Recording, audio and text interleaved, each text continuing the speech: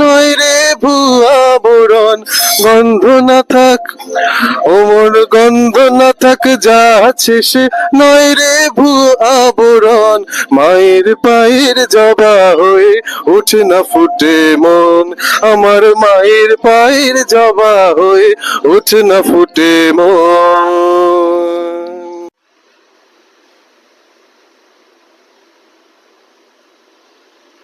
আমরা এই মুহূর্তে আছি কাঁচরাপাড়া লিচু বাগানে প্রমোদা মাতৃধামে। আপনারা দেখতে পাচ্ছেন এখনো এখানে এলে ইচ্ছে পূরণ হয় এবং খুব জাগ্রত একটি মন্দির। আমরা লোকাল বাসিন্দা এবং মানুষের কাছে পৌঁছে দেওয়ার জন্য যে এই মন্দিরটি এখানে রয়েছে বিরাজমান, সেই জন্য আমরা আজ এখানে এসেছি। তো আপনারা দেখতে পাচ্ছেন পাশে মায়ের মন্দির রয়েছে, আমরা দেখে যাব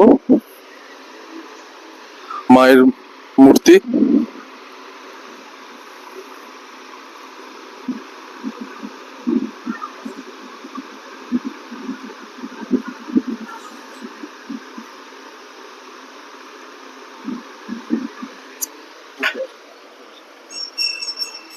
আচ্ছা, এই মুহূর্তে আমরা পেয়ে গিয়েছি এই পরিবারেরই একজন বয়োজ্যেষ্ঠ সদস্যকে। আমরা তার মুখে কিছু কথা শুনে নেব তার মুখে।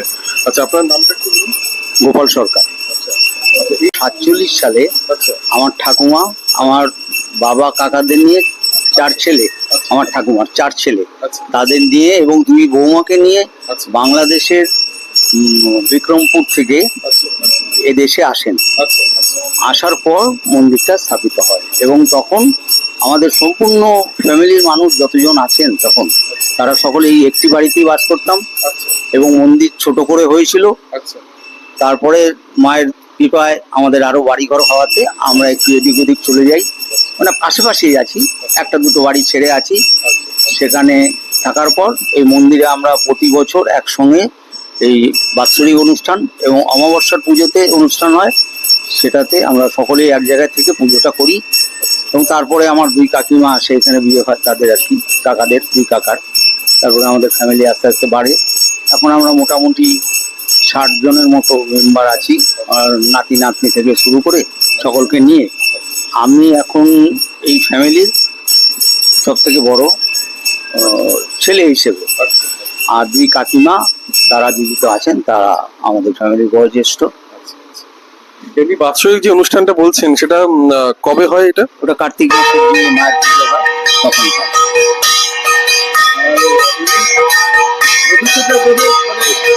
এখান থেকে এরকম আশা রয়েছে, মানে আরো বেশি করে মানুষের কাছে পৌঁছে দেওয়া, সেটা কি চান আছে?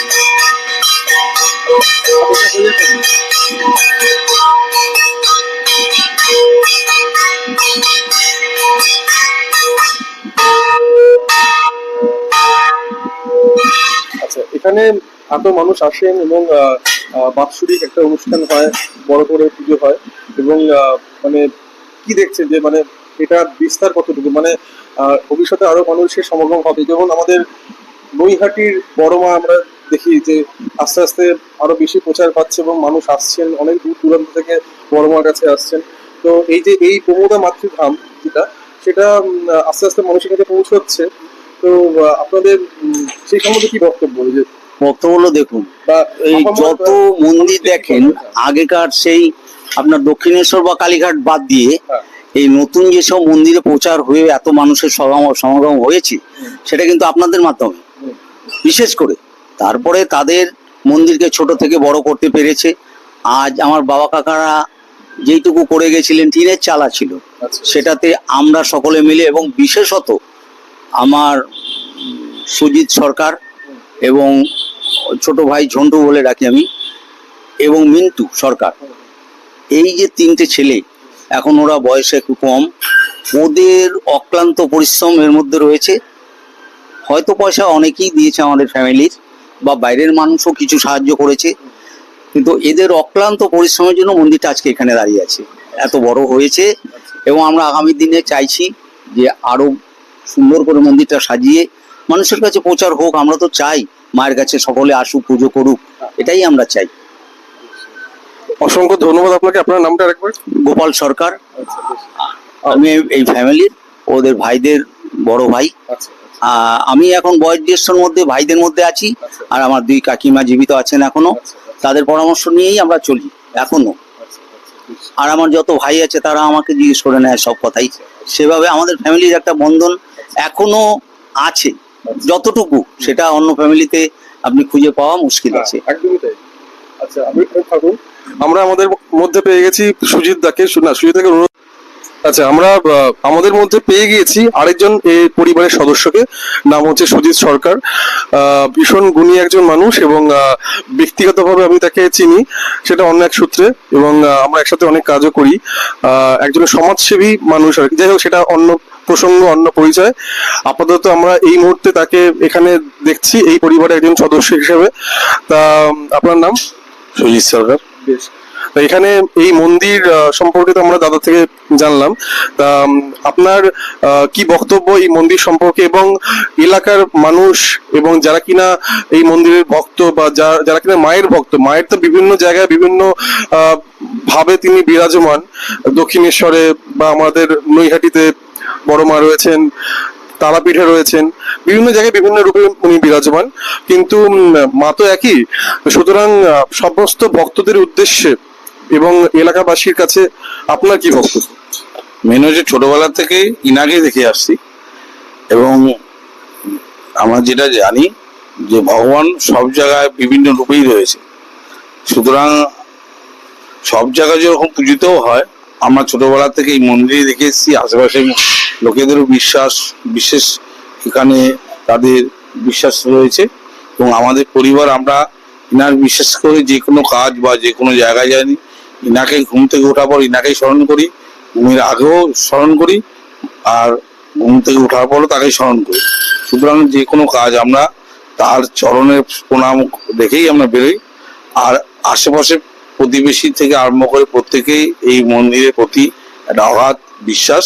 সেই বিশ্বাস দেখেই আমরা মনে করি এই মন্দির বাড়িরই মন্দির, কিন্তু সকলের জন্য, মা সকলের জন্য, এবং পূজিত হয়। প্রত্যেকের লোক এখানে এসে পুজো আর্চা দেন। এটা বহু বছর ধরে হয়ে আসছে। আমাদের জন্মের আগে প্রায় শুনেছি বাবা জেঠারা যখন বাংলাদেশ থেকে উঠে এসেছিলেন, তারপর থেকে এই মন্দির ঠাকুমা, মা, বাবা জেঠারা এটাকে প্রতিষ্ঠিত করেছেন। আমরা জাস্ট সেটাকে চালিয়ে রাখার চেষ্টা করছি। আর ভগবান কাছে, মায়ের কাছে আমরা আশীর্বাদ রূপে চাই আমাদের প্রত্যেকটা পরিবার, পাড়ার প্রতিবেশীরা এর মধ্যে সহযোগিতা করে। আর আমরা অটুট রেখে এই মন্দিরটাকে রেখে মায়ের পুজোটা আরাধনায় যতদিন বেঁচে আছি, এবং যতদিন ধরে যদি এই মন্দির থাকে ততদিন যেন এই মায়ের পুজো এখানে পূজিত হয়, সেটাই আমরা কামনা করি। একদম। দাদার কাছ থেকে শুনছিলাম যে বাৎসরিক একটা বড় উৎসব হয়, পুজো হয়। তা এছাড়া কি মানে এমনি নর্মাল দিনে যদি কেউ আসেন? এমনি প্রত্যেকটা সময় 12টাতে প্রত্যেক মাসে অমাবস্যা বড় করে পুজো হয়, যেরকম ভাবে অমাবস্যা যেভাবে পুজো হয়। এবং এখনো বর্তমান জেঠিমা এই মন্দিরের মধ্যে পূজা আর্চা করেন। তিনি মায়েরকেই নিজেকে উৎসর্গিত করেছেন, এবং তিনি মন্দিরে থাকেন, এবং যে কেউ যে টাইমে এসে পুজো দেন। কিন্তু চাই একটা ঠাকুরেরও বা সবকিছু একটা বিশ্রামের টাইম আছে। সকাল 12টা থেকে আর রাত বিকেল 4টে পর্যন্ত মন্দির আশা করি বন্ধ থাকা, পুজোর জন্য বন্ধ থাকে। কিন্তু কেউ যদি রিকোয়েস্ট করে সেটা পুজোটা নেওয়া হয়। এবং প্রত্যেক মানুষ বয়সও হয়েছে, তারও তো একটা পরিশ্রমের ব্যাপার থাকে, আর নিজেরাই পুজো করেন।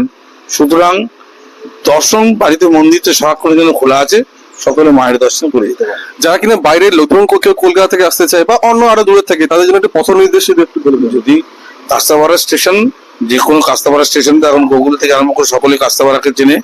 কাস্তাপাড়া সুবিখ্যাত এখন জায়গা। কাস্তাপাড়া থেকে নেমে অটো বা টোটো ধরে লিচু বাগানে এসেই বলতে হবে মিয়া নবাব ক্লাবের ভিতরে কালীবাড়ি বললেই আমাদের এটা খুবই পুরনো বাড়ি। আমরা অনেকদিন ধরে সরকার বাড়ি, কালীবাড়ি, এখানে আসতে মায়ের দর্শন তারা পাবে। এবং অনেকেই আছে এখন সোশ্যাল মিডিয়া, যেহেতু মানুষ এখন বেশি থাকে, তাই যারা কিনা সোশ্যাল মিডিয়ার মাধ্যমে জানতে চান, তাদের ক্ষেত্রে ফেসবুকে একটি পেজ রয়েছে শুনেছি, এবং মাতৃধাম বলে একটা পেজ আছে, সেখানে তারা সার্চ করে দেখতে পারে। এবং আমরা যখন আমাদের তো সেইভাবে আমরা এটাকে বাড়ির পুজো, আর সেইভাবে সোশ্যাল মিডিয়াতে আমরা অ্যাক্টিভিটিস করে উঠতে পারি না। এই ফেসবুকের মধ্যে যেটুকুনি আমাদের আপডেট হয় মাঝে মাঝে কোনো একটা পূজা আর্চা হলো সেই রকম ভাবে আমরা আপডেট পাই, আর ওর মধ্যে তো পথ নির্দেশিকা এবং আছে, সেইভাবে মানুষ সেটাকে দর্শন করতে পারে। বেশ, আমরা শুনে এলাম সুজিত বাবুর বক্তব্য, এবং আপনারা আসুন, ভালো লাগবে, একটা শান্তির জায়গা। এখানে এলে আপনার কোনো কষ্ট, মন খারাপ সবকিছু ভালো হয়ে যায়। আমরা নিজেরা যারা এখানে এসেছি তারা সেটা টের পেয়েছি। আপনারা আসুন, ভালো লাগবে। আর ফেসবুকে প্রমোদা মাতৃধাম বলে একটি পেজ রয়েছে, আপনারা সেখানে গিয়ে দেখতে পারেন। এখানে যা কাজকর্ম হয়, পুজো অর্চনা সবকিছু দিয়ে দেওয়া হয়। ভালো থাকবেন সবাই, আবার দেখা হবে। জয় মা।